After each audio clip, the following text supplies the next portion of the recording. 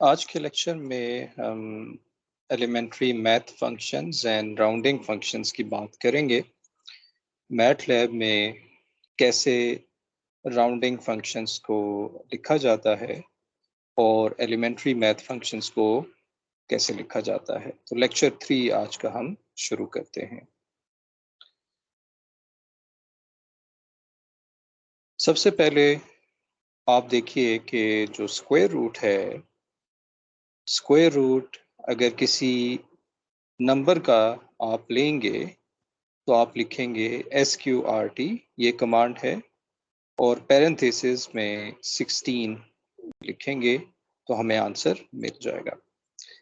शुरू के लेक्चर में आपने देखा था कमांड विंडो एक जगह है। कमांड विंडो मैटलैब में डेस्कटॉप में एक विंडो है जो कि इस तरह से प्रॉम्प्ट में आपको नज़र आती है। वहाँ पर आप SQRT लिखकर कोई भी नंबर है उसका स्क्वायर रूट ले सकते हैं। इसी तरह से अगर किसी नंबर का आपने कोई nth रूट लेना हो तो उसकी कमांड है nth रूट। x हमारे पास वो नंबर होगा जिसका आप nth रूट लेना चाह रहे हैं, और n हमारे पास वो पावर होगी जो कि nth रूट आप लेना चाह रहे हैं। मिसाल के तौर पे यहाँ पर nth रूट 16 और 4 लिखा हुआ है, जिसका मतलब ये होगा 16 की पावर 1/4। ये हमारे पास फोर्थ रूट ऑफ 16 आ जाएगा।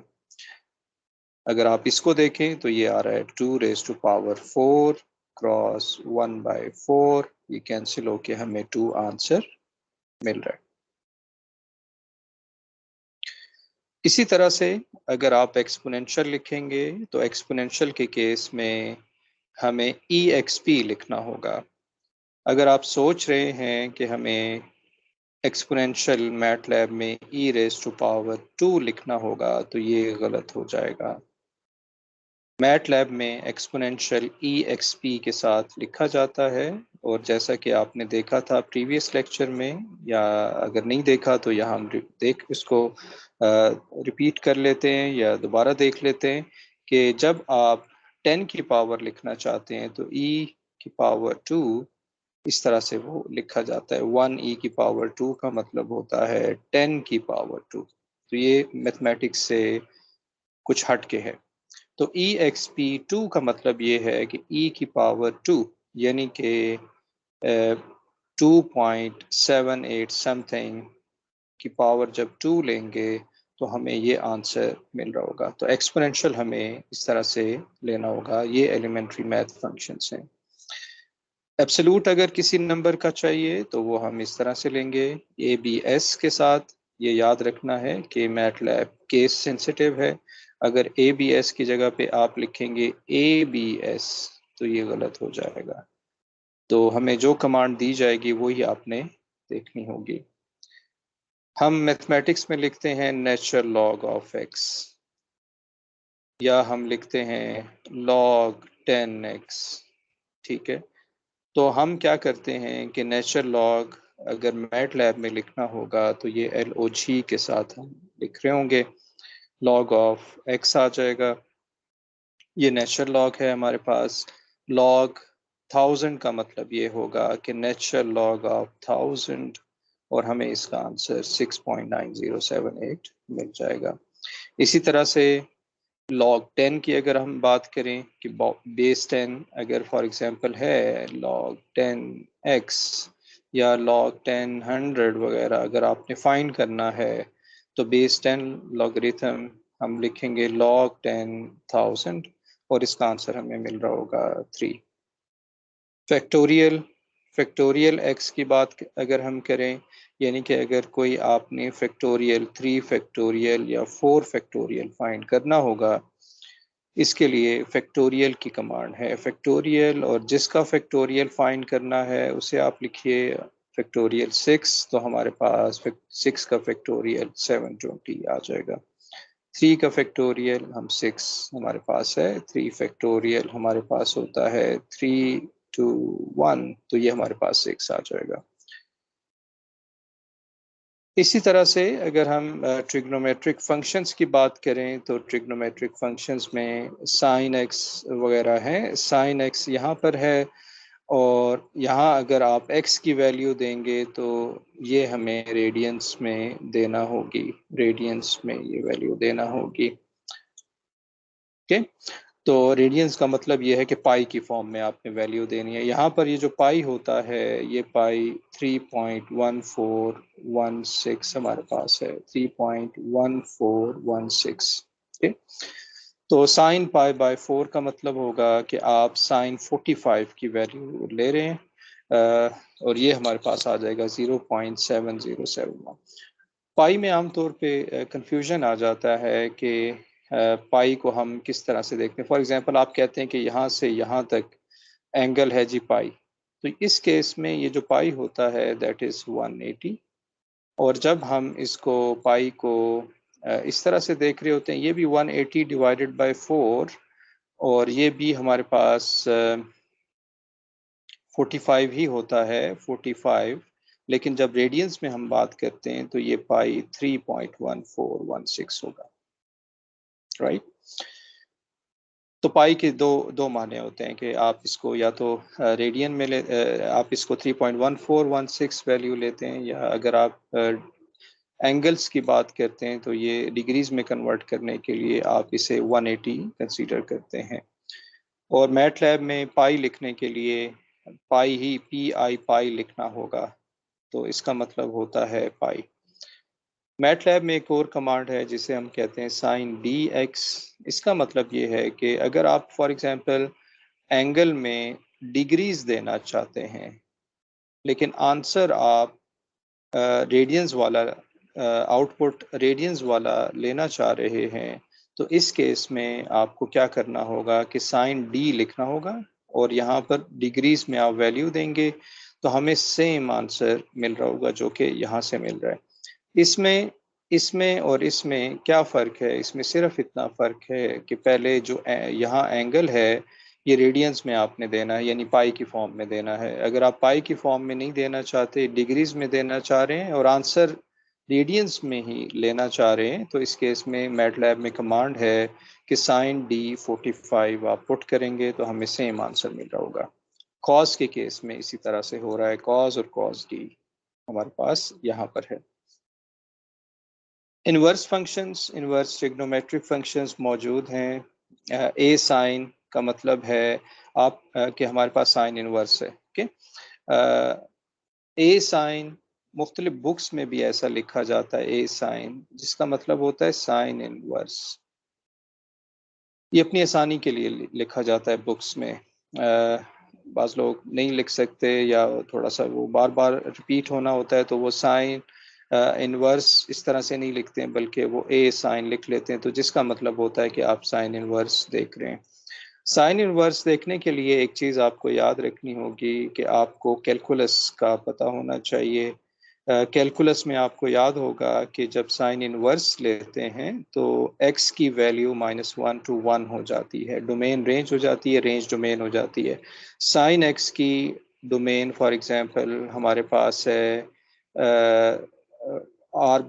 x बिलोंग टू r, कोई भी वैल्यू ये ले सकता है, लेकिन इसकी जो रेंज होती है, रेंज हमारे पास वो होती है -1 to 1।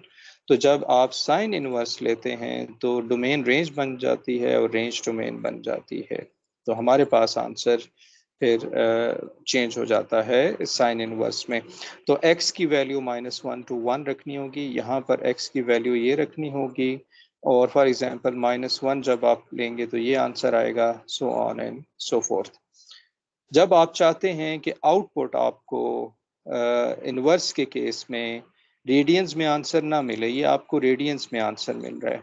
अगर आप चाहते हैं कि डिग्रीज में आंसर मिले तो हम क्या करेंगे कि साइन D -0.5 फॉर एग्जांपल, तो यहाँ एक D लगा देंगे, तो A साइन D ये हमें आंसर -30 दे देगा। और आप देख रहे हैं कि A साइन D -1 होगा तो -90, और A cos -1 तो ये 3.1416 है, लेकिन अगर आप -1 ये आंसर डिग्रीज में फाइंड करना चाहते हैं या आउटपुट देखना चाहते हैं तो आप इसे 180 पे 180 मिल सकता है जब आप इसे cos d के साथ, cos को d के साथ लिख रहे होंगे। अच्छा, इसके बाद हमारे पास आ जाते हैं राउंडिंग फंक्शन। जी, कुछ हमने एलिमेंट्री मैथ फंक्शंस किए हैं, इस तरह की कई एग्जांपल्स आप और भी देखेंगे, लॉग वगैरह सो ऑन, वो आप फ्यूचर में देखेंगे। राउंडिंग फंक्शंस की जहाँ तक अगर हम बात करें तो राउंड एक्स का मतलब ये है कि round to the nearest integer. For example, अगर ये एक लाइन हम ड्रॉ करें और यहाँ हो 3 और यहाँ पर हो 3.6 और यहाँ हो 3.5, तो 3.6 को अगर हमने राउंड करना हो मैटलैब में, और इसकी आपको ज़रूरत पड़ेगी कि आपने किसी भी फ्रैक्शन को राउंड करना पड़ता है, तो अगर आपको राउंड करना पड़े तो हम क्या करेंगे कि अगर 3.6 है, 3.64 के ज़्यादा करीब है, तो इसका मतलब है कि राउंड से 3.6 का जो आउटपुट आएगा वो 4 आएगा।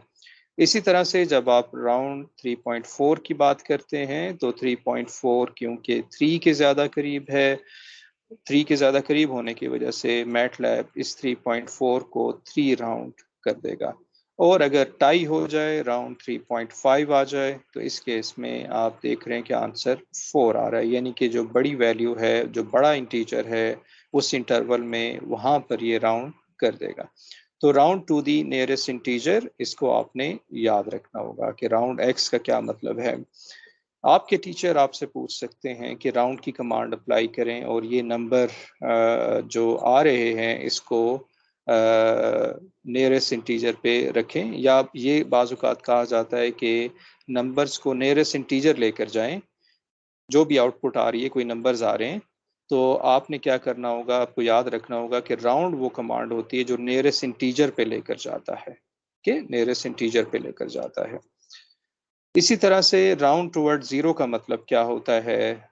देखें, जब हम रियल लाइन की बात करते हैं, ये हमारे पास है r, ये हमारे पास है 0। 0 पे आप 2 जगह से अप्रोच कर सकते हैं, राइट से अप्रोच कर सकते हैं और लेफ्ट से अप्रोच कर सकते हैं। तो फिक्स एक्स क्या करता है कि राउंड टुवर्ड 0 करता है। मिसाल के तौर पे 3.6 अगर आप देखें, 3.6 हमारे पास होगा, फॉर एग्जांपल यहाँ पर है 3.6, तो हमने इंटीजर पे जाना है। ये जितने भी राउंडिंग फंक्शंस हैं ये इंटीजर पे जाते हैं। तो 3.6 अगर इस तरफ चले तो कौन सा इंटीजर इसको मिल रहा होगा, तो वो हमें मिल रहा होगा 3। तो हमारे पास फिक्स से वो इंटीजर मिल जाएगा 3। इसी तरह से -4.5 अगर है और अगर आप 0 की तरफ जाएंगे तो -4.5, -4.4, -4.3 सो ऑन, आप चलते जाएंगे तो जो इंटीजर आपको मिलेगा 0 की तरफ वो आ जाएगा -4, तो हमें आंसर मिल जाएगा -4। -4.5 के केस में क्योंकि टाई हो रहा है तो ये -4 ही मिल रहा होगा। -4.6 -4, -4.7 -4। ओके, तो राउंड टुवर्ड्स ज़ीरो अगर टीचर आपसे कहते हैं कि राउंड टुवर्ड्स ज़ीरो की कमांड यूज़ करके नंबर्स को फाइंड करें, इंटीजर को फाइंड करें, तो इस केस में आपने फिक्स की कमांड यूज़ करनी होगी। ओके, राउंड की कमांड है और फिक्स की कमांड है।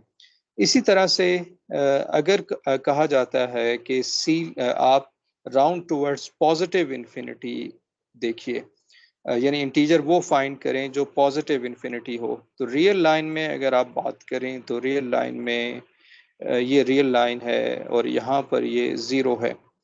किसी नंबर को राउंड टुवर्ड्स पॉजिटिव इन्फिनिटी अगर आपने बात करनी है तो आप फॉर एग्जांपल बात करते हैं 6.3, तो आप क्या करेंगे कि 6.3 से आप पॉजिटिव इन्फिनिटी की तरफ जा रहे होंगे।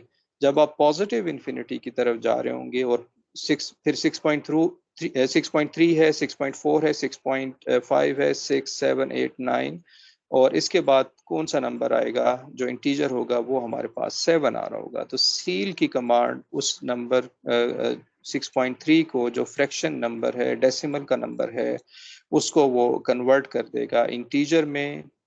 तो इसे हम कहते हैं कि round toward positive infinity. Seal हमारे पास अगर आप अप्लाई करेंगे नेगेटिव नंबर पे तो आप देखिए कि ये हमारे पास है -6.3। अब हमने इंटीजर पे जाना है तो दो ऑप्शंस हैं, या तो इस तरफ जाएं, इस तरफ आप नहीं जा सकते क्योंकि सील जो है वो बेसिकली फंक्शंस को पॉजिटिव इन्फिनिटी की तरफ ले जाता है। तो पॉजिटिव इन्फिनिटी पे जाने के लिए -6.3 को इस तरफ जाना होगा। जब ये इस तरफ जाएगा तो जो पहला नंबर, पहला इंटीजर हमें मिल रहा होगा वो हमारे पास होगा -6, तो आपको ये -6 मिल जाएगा। अगर आपको याद हो कैलकुलस में आपने देखा था कि एक होता है लीस्ट इंटीजर फंक्शन और एक होता है ग्रेटेस्ट इंटीजर फंक्शन। ये बेसिकली इसी किस्म के फंक्शन ये यहाँ पर यूज किए गए हैं इसके बैकग्राउंड में एल्गोरिदम में। ओके, फ्लोर हमारे पास है। फ्लोर फ्लोर का मतलब ये है कि आप माइनस इन्फिनिटी की तरफ जाएंगे, यानी अगर आपके पास रियल लाइन है और यहाँ ज़ीरो है तो जो भी नंबर आपके पास है, मिसाल के तौर पे 6.3 है, तो आपने क्या करना होगा, नेगेटिव इन्फिनिटी क्योंकि इस डायरेक्शन में होती है तो इस डायरेक्शन में 6.3 को मूव करवाना है और जो पहला इंटीजर हमें मिल रहा होगा वो 6 होगा, तो ये हमें 6 मिल जाएगा। फ्लोर का मतलब, क्योंकि आपको पता है फ्लोर सीलिंग, कमरे में अगर एक सील है तो वो ऊपर की तरफ आपने जाना होता है, जब फ्लोर है तो आपने नीचे की तरफ जाना होता है, यानी कम जगह पे जाना होता है, कम हाइट पे जाना होता है। इसी तरह 6.3 है, इसने कम हाइट की तरफ जाना है, 6.3 से ये 6 पे जा रहा होगा, तो ये इसका आंसर हमें मिल जाएगा। -6.3 के केस में क्या हो रहा है, -6.3 के केस में ये हो रहा है कि आपने नेगेटिव इन्फिनिटी की तरफ जाना है, माइनस इन्फिनिटी, और पहला इंटीजर जो मिलेगा वो -7 है, तो ये आप इस तरह से हमें मिल जाएगा। ओके, रिमाइंडर एक्स वाई, ये जब एक्स को आप REM की कमांड है यहाँ पर रेम इसे हम कहते हैं, रेम की कमांड है, x is divided by y, और जो बाकी बच जाएगा वो हमारे पास इसका रिमाइंडर होगा। इसका एक एल्गोरिदम है, काइंडली वो आप हेल्प में देख लीजिएगा कि हमारे पास वो एल्गोरिदम क्या है जब ये डिवाइड होते हैं रिमाइंडर। वो मैथवर्क्स की वेबसाइट पे वो एल्गोरिदम मौजूद है। तो ये हमारे पास था आज का लेक्चर एलिमेंट्री मैथ फंक्शंस और राउंडिंग फंक्शंस के हवाले से। Thank you for watching.